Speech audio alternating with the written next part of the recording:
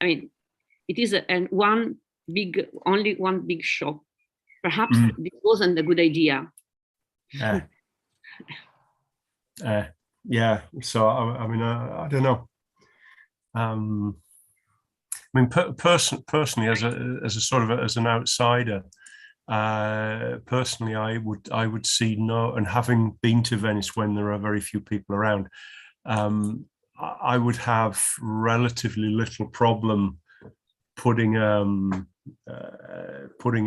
entrance fee on it, simply because I know it's not nice to say, because it is a living city, but it is more from outside. Tourists look at it as a museum. Yeah, and it's quite a different feeling compared to, for example, Florence.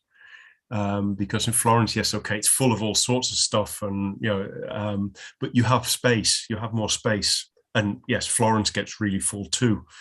But you've got a lot more. You've got a lot more space. Yeah, okay, so you're going to stand in a queue for an hour to get into the Uffizi, but you've already bought your ticket. You've booked it. Yes. Whereas Venice is the Uffizi in this situation, I think. Yeah, that's the difference, I think. But that's just me, my personal view from outside. I would charge them 25 euros a shot. That'll that'll sort the numbers out.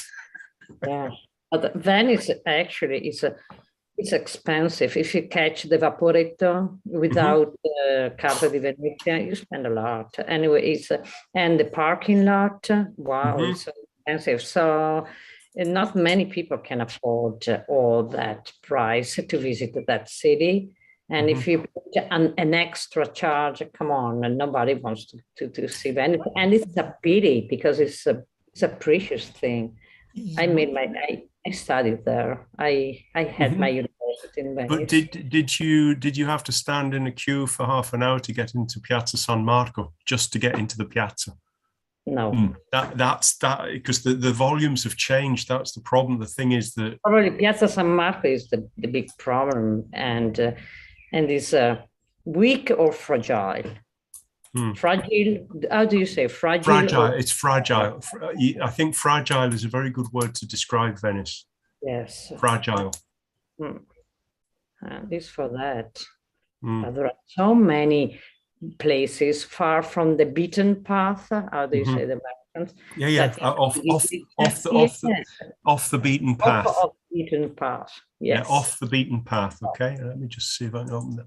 Right, I'm just going to open the chat up now. I don't have the register link. Christina, do you usually do that? Okay, thank you. Okay, let me just, so off the beaten path. Okay. But it is. I mean, it's a lovely. I mean, it's a lovely place, particularly if you're there when there's not so many people around. Yeah, true. During the winter period, there's nobody. Yeah. Except for the carnival period. Yeah, I think the first time I went to Venice, I didn't know at all. This was way back. It was actually at carnival time, and I was asking, what are all these people doing? Dressed up. I just hadn't got a clue. I just hadn't realised that it was such a famous thing. But okay. So Christina, how are you doing? Thank you for the link. You doing okay? Oh yes, I'm sorry for my late, but I was attending another English course, so it was a day very full of opportunities, but everything goes in a good way, because I was one of the person who directed the course. So every time I was, a bit frightened.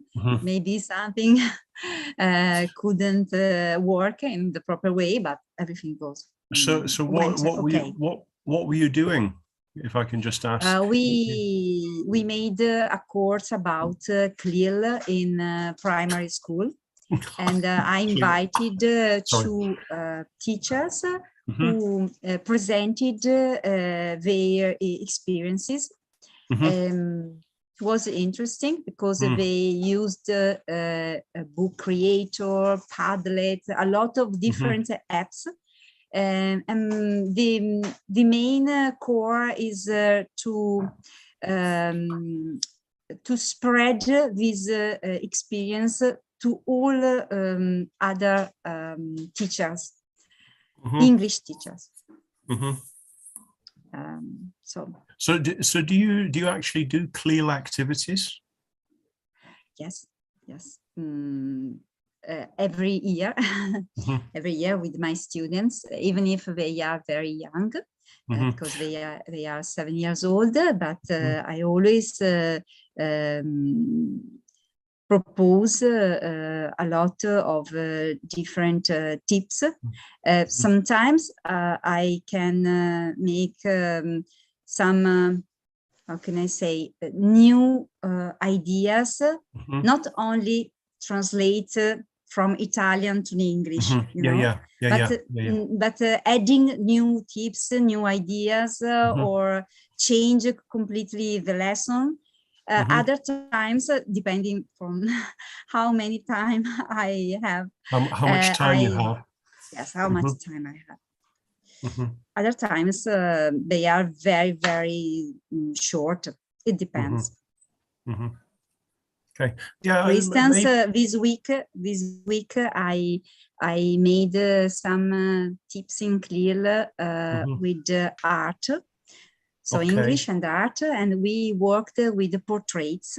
So the difference between drawing, painting, photograph, and pupils create a sort of wallpaper with these different parts, and at the end each one create his or her self-portrait, nice. looking nice in a mirror.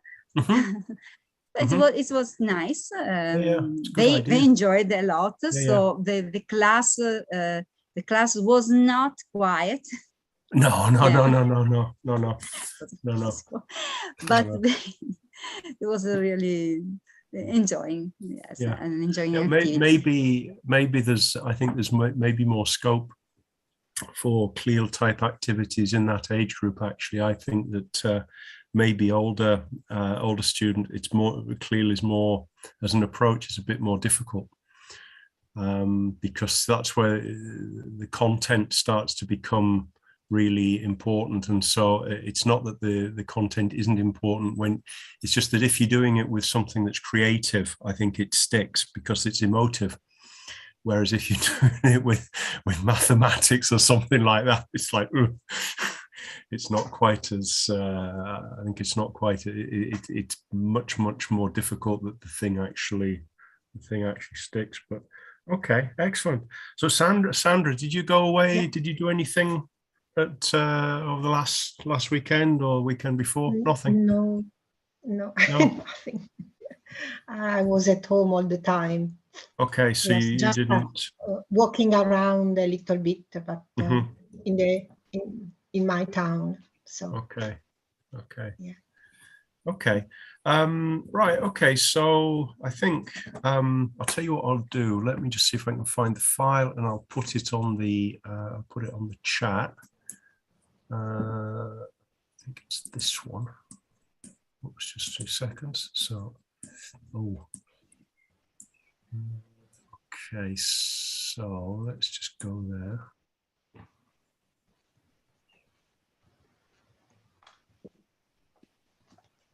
About 2.5 megabytes. Okay, so it should have come up now. I've got a message that the internet is not fantastic, so we'll see how that works. Okay, So I've got a few things to look at this time.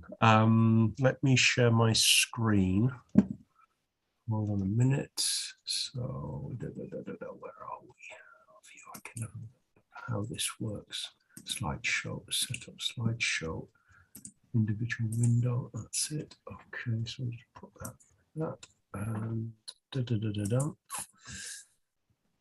I think it should be this one. No, this one.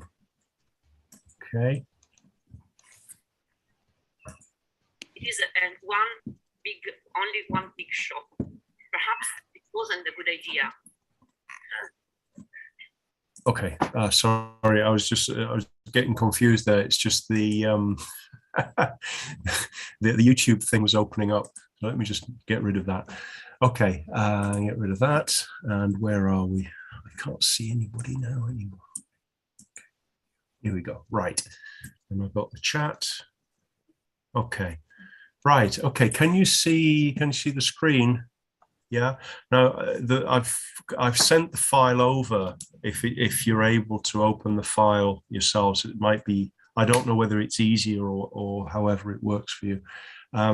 What I thought we'd do today is I thought we'd have a look at a couple of things. Again, it's I think we're starting with this is a writing. It's a writing topic, which in the writing task, the idea is that you'd be given something like this. This is actually a copy from an exam. It's not a very good copy, but it's a copy from the sort of thing that you get in an exam. So you're given a context.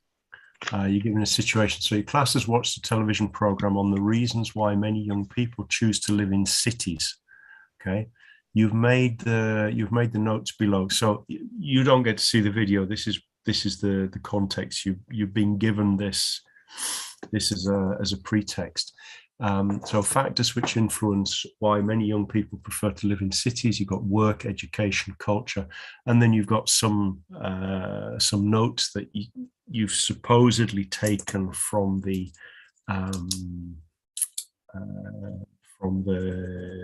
television or from the program you've seen. So you've got these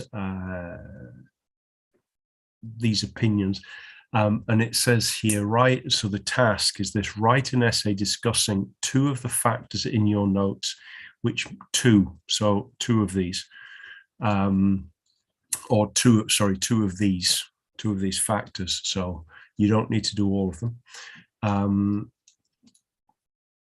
Two of these factors which influence why many young people choose to live in cities. This is important here. You should identify which factor you think is more significant and provide some reasons why you think it's more important. Okay. And it says you may, if you wish, you don't have to, make use of the opinions expressed in the discussion, but you should use your own words as far as possible. Okay. So I think the thing in this case, again, I wouldn't expect you to write it now, but I think it would be interesting to think about this and make some notes about how you would answer this question. Okay. How would you tackle, or how would you deal with this this essay task? Okay, so I'll give you about 4 or 5 minutes just to think about what you would say, what you would do here, and how you would structure the question or structure your answer, let's say. Okay. So if you're okay with this, I'll leave you to it for a few minutes, and I'll come back in a couple of minutes. Okay.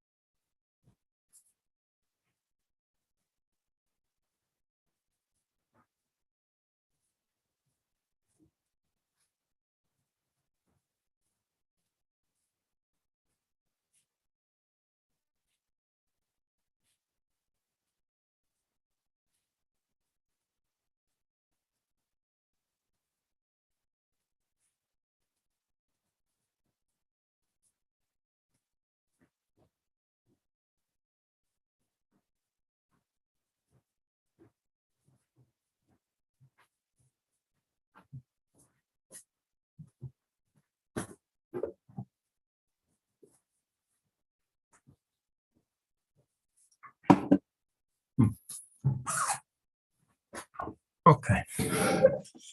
Right. Okay, so what did you, how did you get on? So, Emanuela, how would you address this question? Okay. I have to choose a person of the group to talk to. No. You just talk to the group. It's okay. Okay. I think one of the most important elements that can explain why so many people decide to move to cities, to big cities, or cities in any case, is the job. One of probably the first reason, I think, is the job, because the opportunity to find a job, the opportunity doing this job to make a career. I mean, to become to have a success in what you choose to do in your life.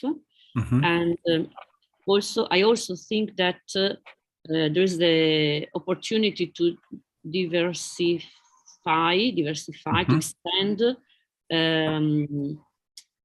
one's interests, one's abilities, skills. I mean, because people can find a different range of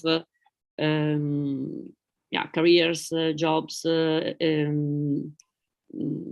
events, doing what they can do, what they are able to. So what is it about cities which promote this or which help this? What, sorry, Gordon, what is that? What is it about cities? Because remember, the whole thing is about young people living in cities or moving to cities. Okay, so so my question is, in terms of you talked about job opportunity. What is it about cities which promote this or which help this? Okay, sorry, excuse me, Gordon. I can't understand what is the both cities. What is it about cities? Sorry, what is it about cities? Mhm. But the question was why young people prefer to live in cities, no? The question is which factors influence why many young people prefer to live in cities. Okay. Yeah. I think the opportunity to find good jobs, different jobs, a lot of.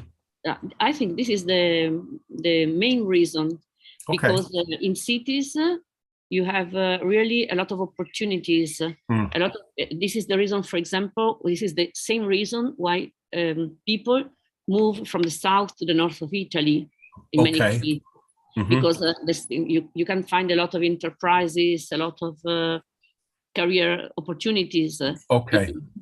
If it is a countryside or something like that, probably. Okay. So which of these? So the task is talking about two factors. Okay. Yeah. So you've talked about work. So which of the other factors would you I think point the other about? fact that is connected with the first one, I think, is also cultural opportunities, because normally, I don't know if it is always like that, but I think that a lot of young people like to meet people, like to, I mean, they should be, at least they should be interested in cultural events that can also be, I mean, can also be theater, cinemas, movies, the simple fact of meeting people. I think this can be, and also this can be a job opportunity at the same time, because you can find a job in these areas, perhaps working with music events or something like that. So I think they have in a city, young people have the opportunity to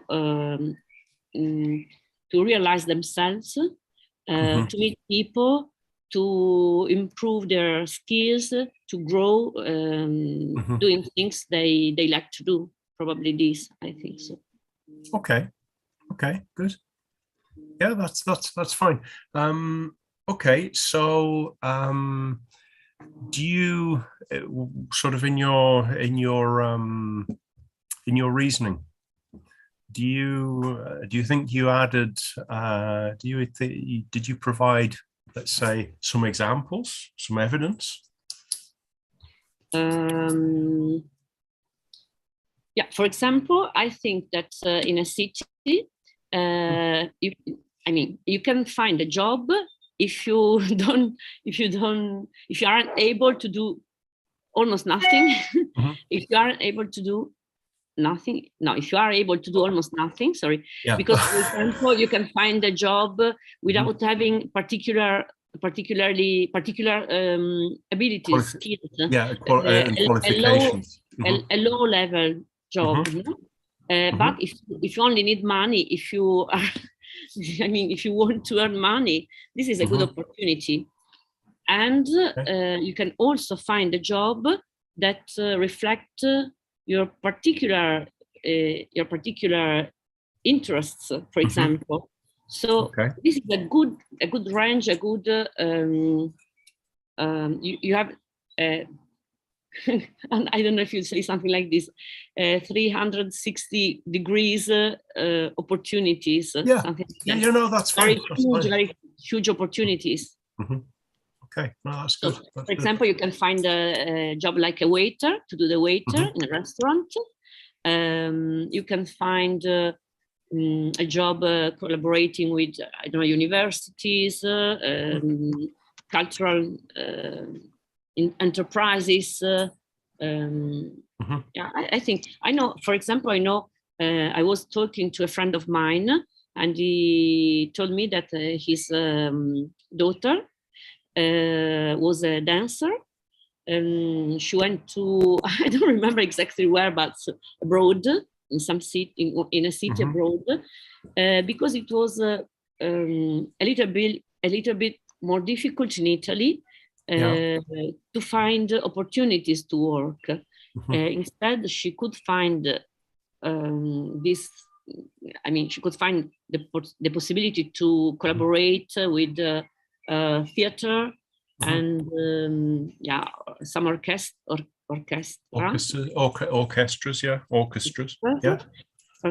in other country and of course in a big city. So she was, for example, happy about this. She couldn't realize herself in Italy. No, it's interesting. That example is interesting because one of my wife's cousins, she lives in Germany. She's a dancer. Now she's a choreographer because she's a little bit older now, but she did the same. She works with theaters in Germany, and that's where she was able to develop. And I think there is a local problem in Italy about art, about all the different kind of art, because we are quite provinciali. I mean, we aren't able to give worth to people that are good people. I mean, they are really very good in their areas. I mean, they are good dancer or good actors or good singer. I don't know, singer.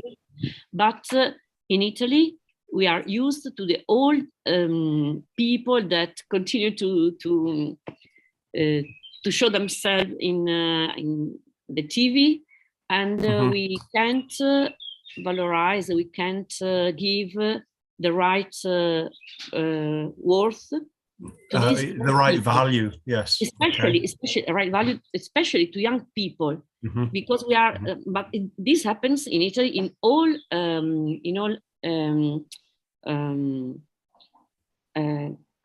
ambiti. How do you say? Well, you could say areas. Because, for example, at school it happens the same. About politicians, it happens the same.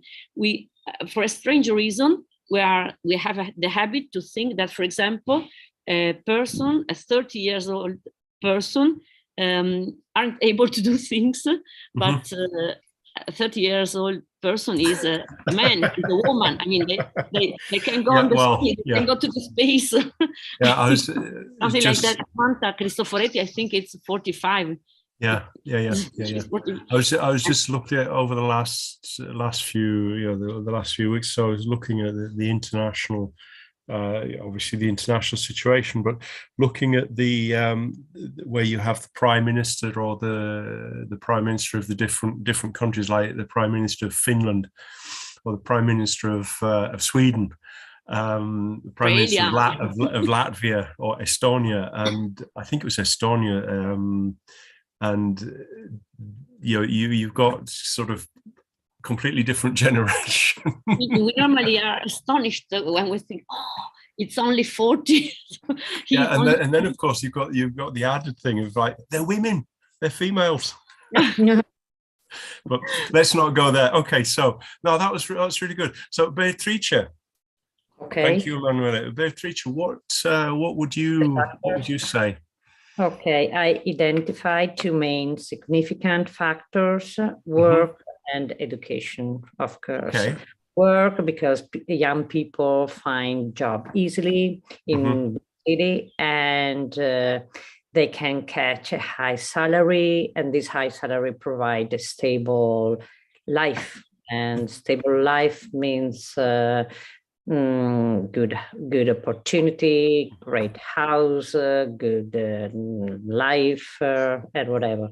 The second factor is education, because most of the best universities are located in main cities, in big cities like Milan, Turin, Rome, and the educational system program is better in big because the university over there provide a better variety of I don't know, master, PhD level, and the audience will be more varied. There are so many people from around the world, and probably young people can go over there because can find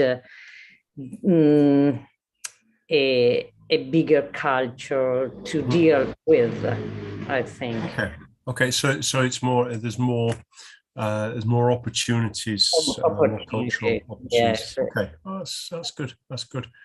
Which do you think is more significant? Because that's the other thing that we have to remember, that okay, we're using this as a discussion topic, but we're sort of bearing in mind that the idea would be that you actually write. I think it's about 250 words on this. Which of these factors would you give more significance to? And again, there's no right or wrong answer here. The important thing is that you highlight that you think education. This is more important than that. Yeah, education is more significant for young people because the good education is a good opportunity to find a job. Like, I don't know, in the USA, you find Harvard, and this, the other one is a good university, and you can find a job easily. You can find whatever you want to do instead of attending or a university in the surrounding, I don't know, a minor university. Yes, it depends on your state of not mind of you want to become in life.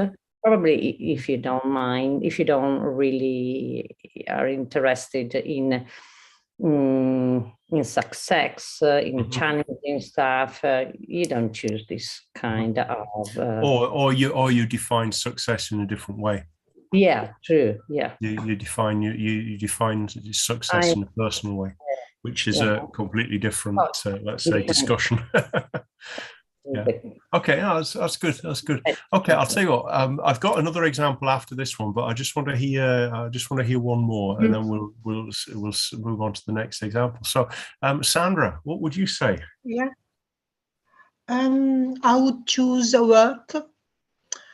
Because in big cities there are more job opportunities.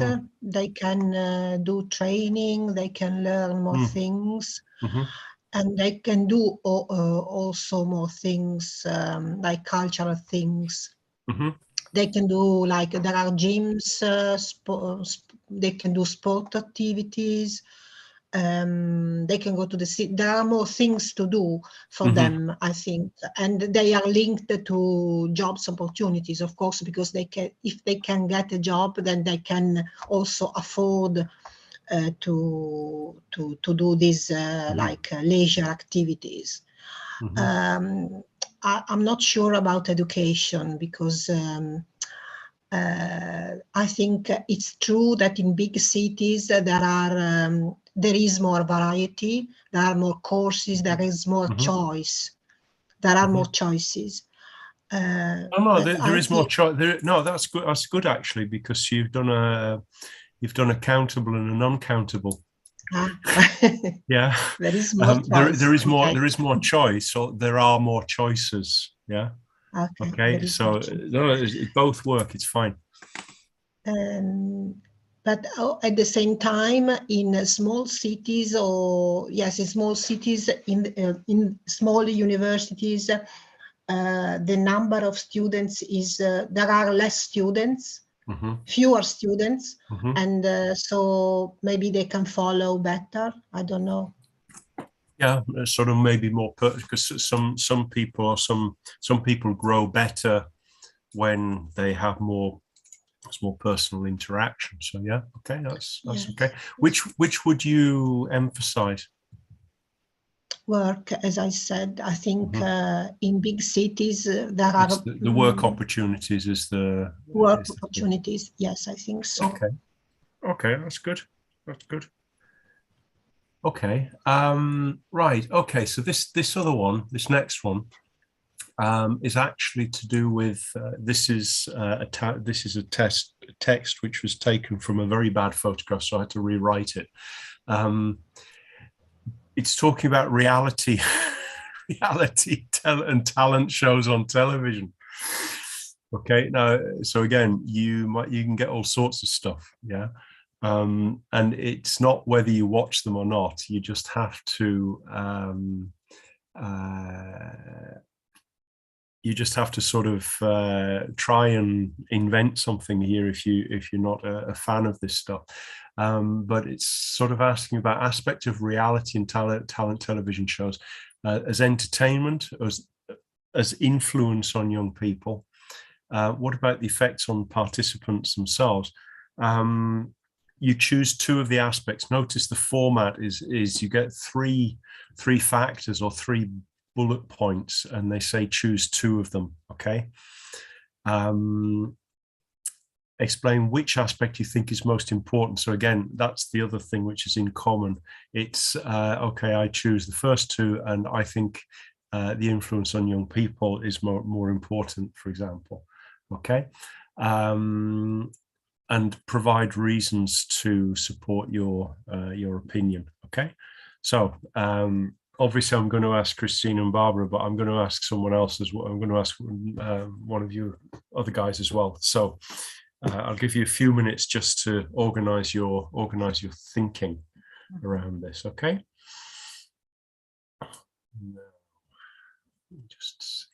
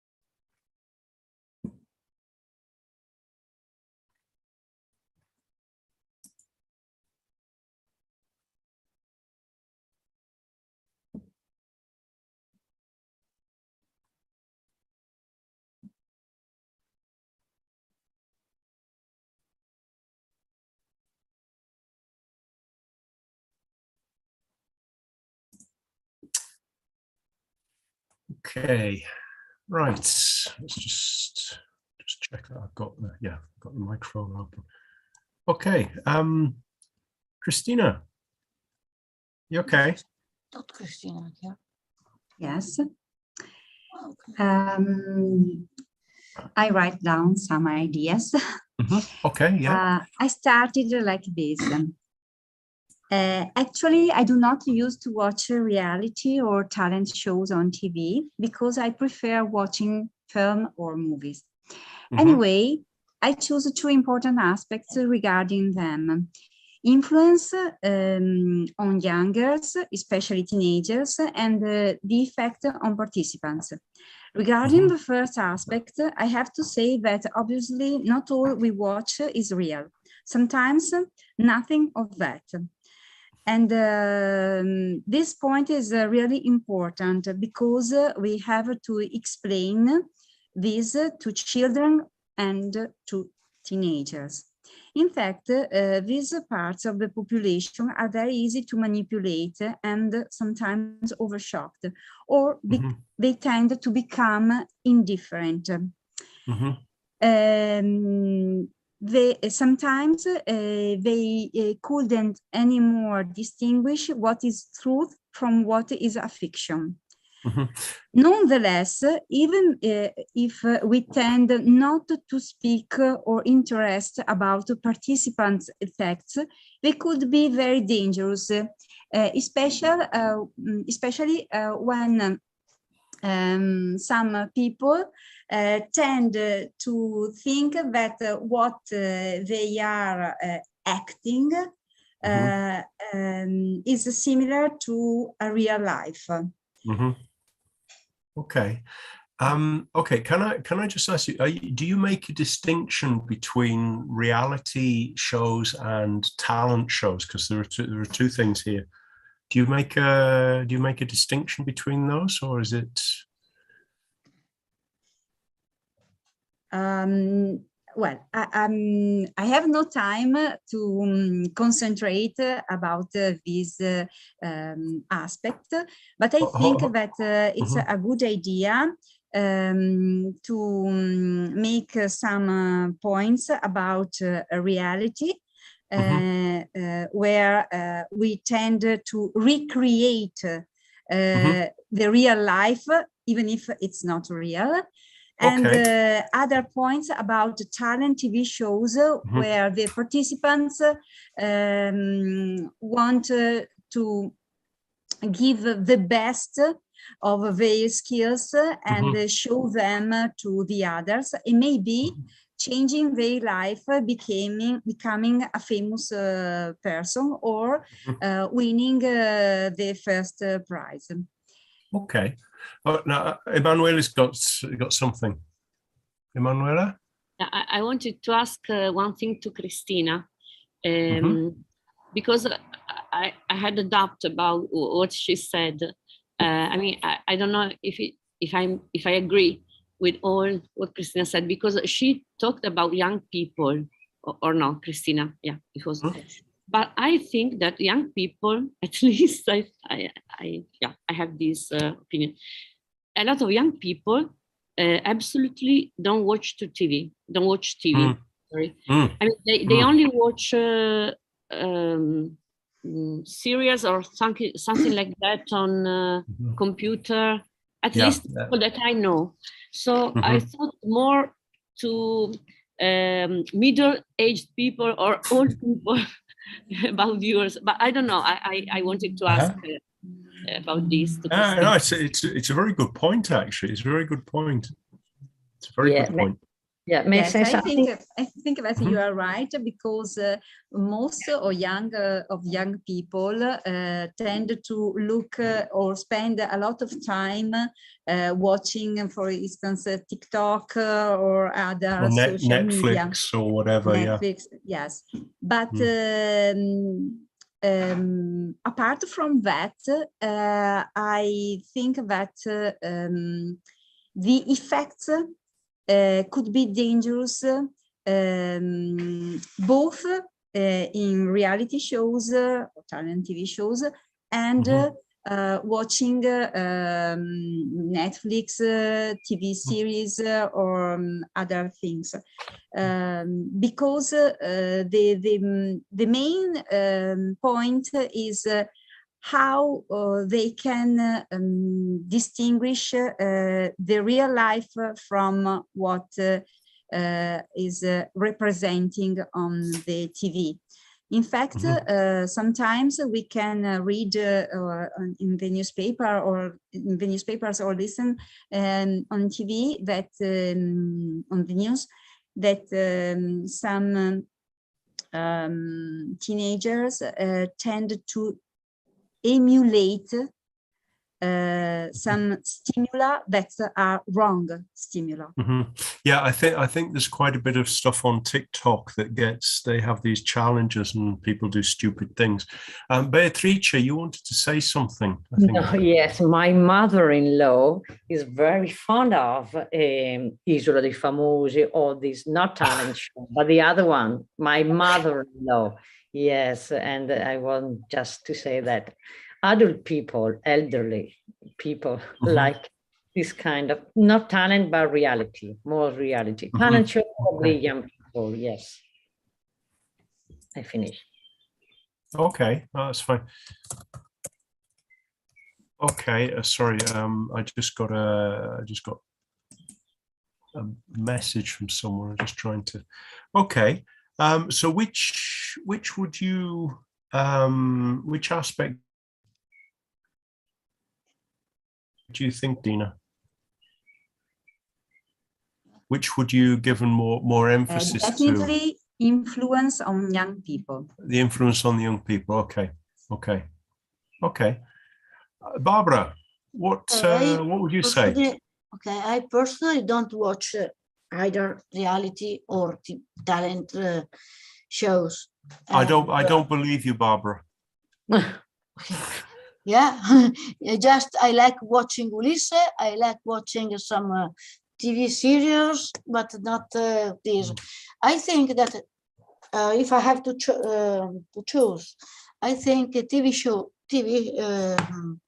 talent shows maybe are better in a way, because there are people who try to make things, to sing, to act, to do whatever, and they hope to become somebody in the arts of the cinema, in the showbiz.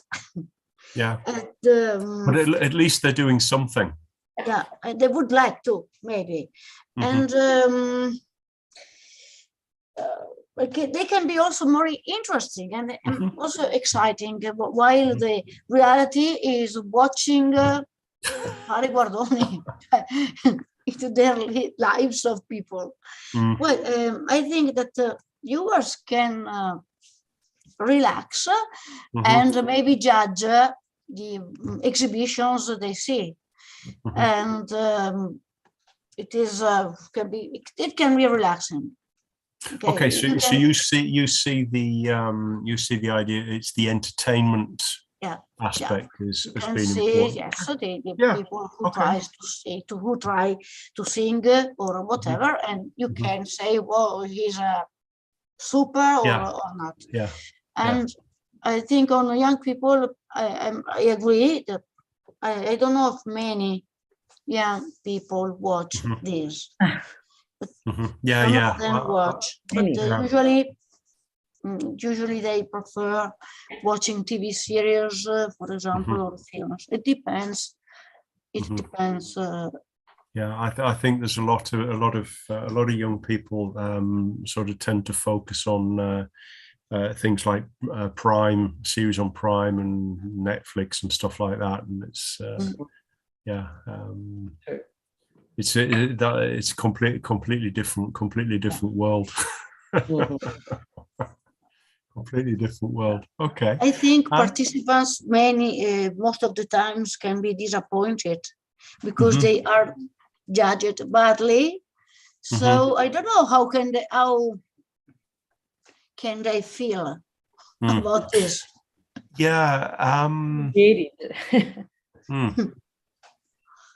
Yeah, I think there are a couple of cases, there are a couple of examples where people have actually um, been, I don't know whether it's ended up in court, but they've been treated quite badly on reality shows. And that can have quite a psychological impact, I think. So. Because in essence, it's sort of like it's like a psychodrama, but it's, you know, that it's not acting. Mhm. Yeah. And that it's sort of a bit voyeuristic, maybe. Well, actually, not maybe. That's the whole point. Totally.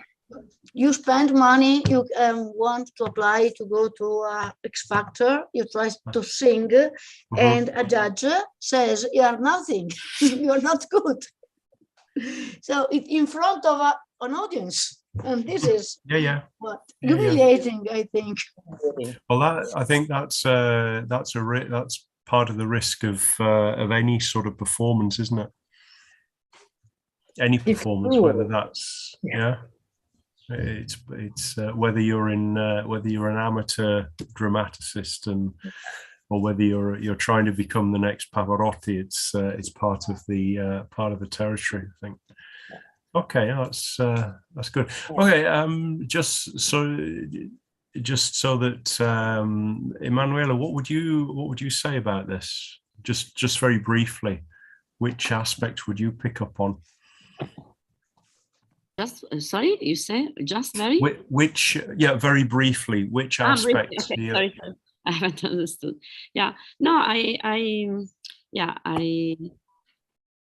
really think that reality and talent have a very particular public, very limited,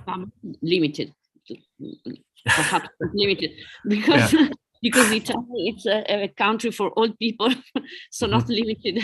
But I think really they regards in particular middle-aged and old people. My mom, for example, that is 81, she also likes, as the mother-in-law, she also likes this kind of programs. She usually says, sometimes she says, for example, I think that people of TV think that old people don't do what to do, so they are like for pity. I don't know. No, pity, sorry, for pietà. See? Pity. Okay,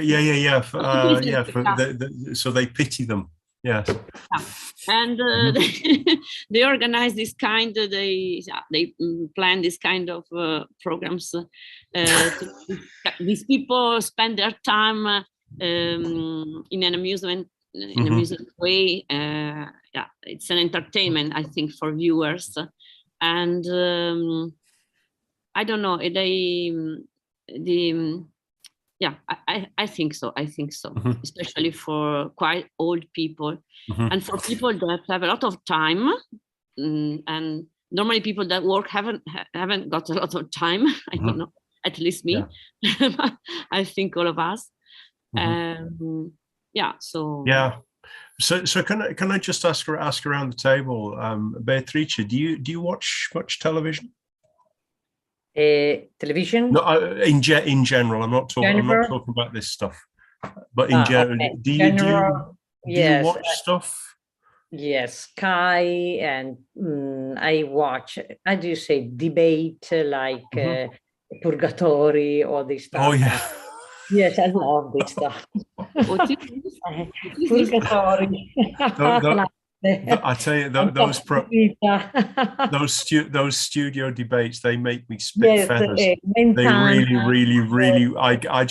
I get my wife just turns them over because I'm sort of there. I'm ready to throw things at the television. Mentana marathon. Oh yeah. I just get so. Yes. You're a little bit masochist. I'm on poor, you know that. No, but I love movies and series too. Okay. Yes, what about you, Chris? Sorry? But I watched X Factor too, many years ago, and I enjoyed. Yes. Okay. Well, yeah. Again, I think when it first came out, I think there was a certain novelty to it, and yes, it's one of those programs. There have always been talent programs, talent shows on television. They've always been, and sometimes you occasionally, really good people do actually appear out of these things. Very good singers. But I think that it's sort of taken on a life of its own in a way. So, what about you, Christina? Do you watch television or follow anything in particular? Yes, only during evening, my only spare time, and I usually watch film or movie, especially in English language, or sometimes maybe once in a week or once in 2 weeks at the cinema. But I can't stand watching reality or debate. No. So I'm just watching them only when I am zapping, but I can last only a few minutes. Yeah. Because they make me feel with more anxiety. Yeah. They're very anxious. Sorry. Yeah. They're very anxiogenic. Yeah. That would be the technical especially word, during this period when they debate so much about the war, about politicians. And at the end, I realized that there is no keys, no final solutions. There's no.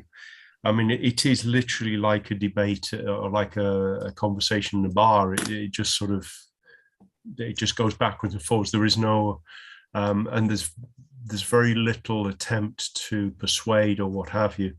And to be honest with you, I think I feel that the level of the conversation quite often is just terrible. And you're thinking, hold on a minute, these guys, they're in Parliament. Yeah, they're supposed to be serious, and this is what they come out with. Especially because every time they tend to invite someone who say something or impossible to believe, or just something to provocate. To provoke. Yes, provoke. To provoke. Yeah. And they continue discussing about this, but I realized from the beginning that something was not real. So I prefer to spend my very short free time involving myself in a movie. Okay. Okay. Sandra, do you watch television? I have to leave. Bye, Beatrice. Bye. Thank you, everybody. Bye. Thank Bye. Bye. Very little TV. The news, mainly the news. Which is typically depressing. So yes. Yeah. Okay. Not very much at all. Yeah. Barbara, what about you? I imagine I watch no. videos, of course, and I usually watch documentaries. I love Ulisse. I love it so much. But it is usually late, so I get asleep. Yeah, that's and the thing, I watch it the next day.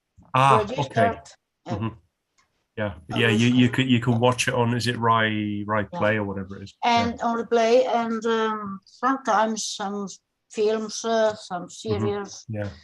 But not. I don't like watching the talk shows. No.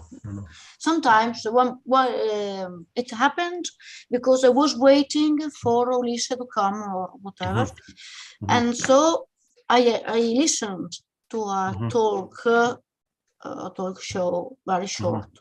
But yes, it can be interesting, but how do you say, non concludono molto. Yeah, they never finish anything. Yeah, Yeah, well, they're not effective. but a lot of it is things. It's topics which can't be concluded in a way. Whereas I think the thing with something like if you're watching a documentary like Ulisse or whatever it is, I prefer there's a story that they're telling, and so it has a beginning, a middle, and an end. But yeah. Yeah, sometimes on Netflix I watch films in English, okay, but I can't do without the subtitles. Well, that's fine. That's okay. No, that's absolutely fine. And I think I have a bad hearing, and partly because my family wants me to keep the lower volume. Keep the volume down. You could get some headphones. No, why? Well, yes. I prefer 70 or 80, but not headphones. I don't have headphones. So we are always arguing about 11 o'clock. They want me to get it lower. It is impossible. But if I watch it on the computer, I can wear headphones. Yeah.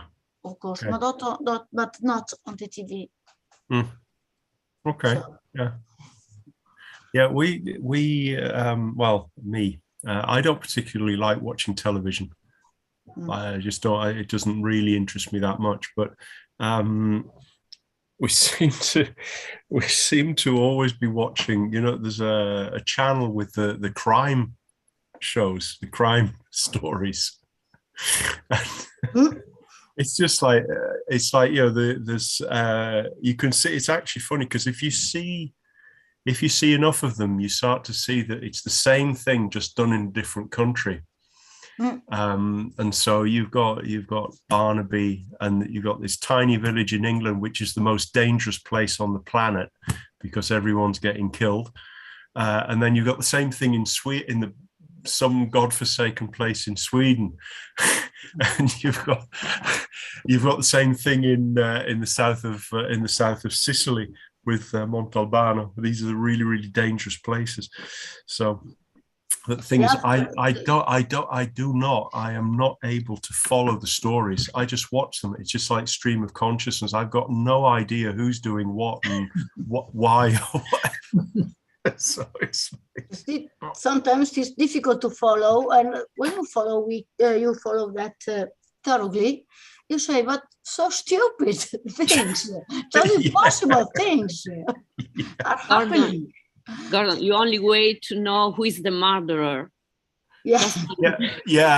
Well, knowing anything about what happens. What happens? The thing is that quite often, again, what Christina said about these things, quite often they start late, and so they go on. Quite often I'll go to bed about an hour before or half an hour before the end, and I'll ask my wife the day after, "Oh, who was the murderer?" So it's just, yeah. Okay, no, that's television. What would we do without it? Okay, right. So got about 10 minutes or so. So I just thought we've got a couple of questions here. Again, these will be exercises taken from the book, so it's just a conversation type of thing. This is a rather thorny topic. Intelligence. What does it mean? Since I think it is not possible or useful to measure a person's intelligence because we are always taught that there are many kinds of intelligences. So how would you describe a person to be intelligent? He can read, he can say poems, he can remember whatever, or just he can paint or sing or act. Or build a bridge. Or build a bridge. Oh, of course. Yeah. So what do you think, Christine? Do you think it's possible to measure an intelligence?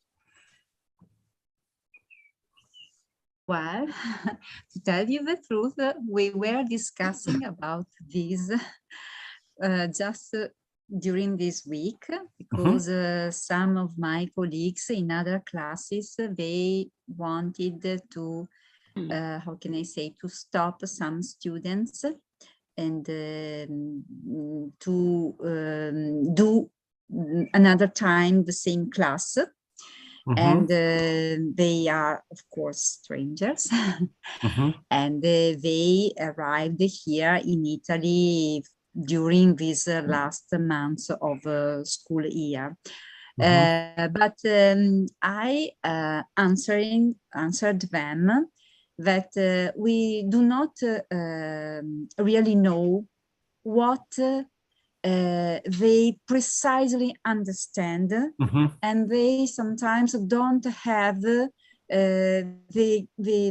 properly instrument to express what they know. So we have to think about it. And sometimes I think that, for instance, our school system education have to change and be more flexible about this situation. For instance, this year I have one child from Afghanistan and another one from Mariupol in Ukraine. So if I think about how to measure the intelligence, maybe I have to say they can't speak Italian. They usually make a lot of mistakes. But if yes, but if I just think what they have lived recently, and how about their feelings, and about the fact they now live in a completely different situation with a lot of problems, I have to say that I can't measure their intelligence, and probably they have a lot of skills that I could see next years. I don't know if I can explain. No, that's very clear. It's very interesting, Christina, because I'm sort of reminded of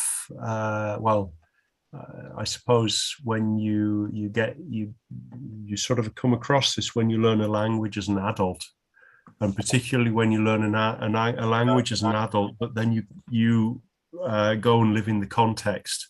It's one thing if you're doing it as a hobby, and you're at home. And I'm learning Swahili because I like Swahili, but I don't live there, and I've got no intention of going to live in Kenya.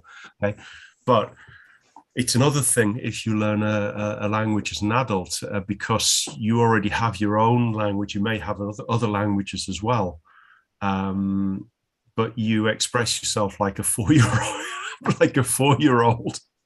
But you're an adult. No, and it's this, like you guys when you were learning English. I mean, maybe you learned a lot of English at school, so you were already sort of into the thing.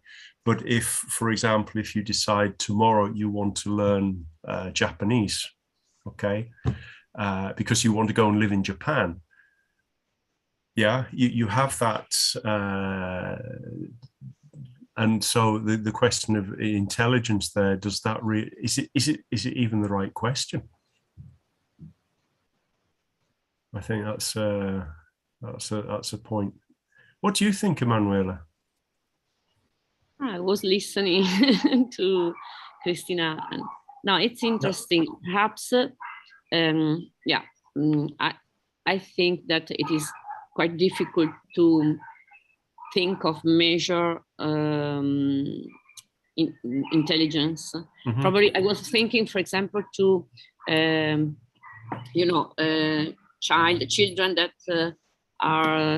have that are autistic, yes, perhaps unsuited to reality. I don't know how to say. They are very often totally incapable to afford very simple problems of normal life, but sometimes they are genius. I I don't know, maths or other. Yeah, in particular sort of logical ways of thinking or particular ways of reasoning. Yes. So probably, are they intelligent or not? Are they genius or are they incapable to live? Yeah. I don't know. Probably we can, in a normal situation, normal, and also we should define normal. Yes. Probably we can measure. We'll do that next week. Yeah, the capability to solve problems, to connect items, something like that. Probably, you know. For example, I tend to think that some of my students are more intelligent if they can afford items from different point of views. For example. Okay, so if they can see something from different points of view. Okay. Yeah, if they are able to go out of schemes. Yeah. Okay. If they can connect things different, apparently different. Yes. Things, something like that. I tend to think that this is a kind of intelligence, but probably there is a manual intelligence, and in this case, it would be completely stupid. For example. I don't know. Yeah. I mean, the let's say the so-called practice. The skill, the practical skill in which is in the this combination of, let's say, motor and perception. I thought during a lot of my trips, travels. And when I am in classroom in front of my students, in front of some of them especially, I think about some children that I had the opportunity to see during my travels, my trips, journeys. And for example, just the fact to be able to cross a road in some countries where I was, I think it means to be really intelligent. And if I think of a student of mine that has probably they would be killed in an instant. Yeah. So that brings up an important point, which is the idea of context as well. Yeah. And I think again, it might be one of those quotes which is not a real quote, but Einstein said something about a fish. If you asked a fish to climb a tree, it was just to sort of exaggerate this idea of the context is everything. Yeah, you may be a genius at maths, but if you don't need maths genius for that particular context, it means nothing. So, okay, no, that's good. That's good. It's interesting. Very interesting what you said, Christina. It's very thoughtful. Very, a lot to think about there. So, thank you, guys. It must be getting cool outside because Emmanuel has put a jacket on now. So the sun's gone down. And it's not quite 35 degrees outside yet. So, okay, so I'll catch up with you next week, hopefully. And in the meantime, have a good. I won't come anyway because I have a class meeting. Anyway. Okay. Thank you, Barbara. Bye-bye. Okay, bye. Bye, Barbara. Bye-bye. Me too. Sorry, because I have a consigli di classe. Next week on Thursday afternoon at that time, at this time. I know, it happens. Okay.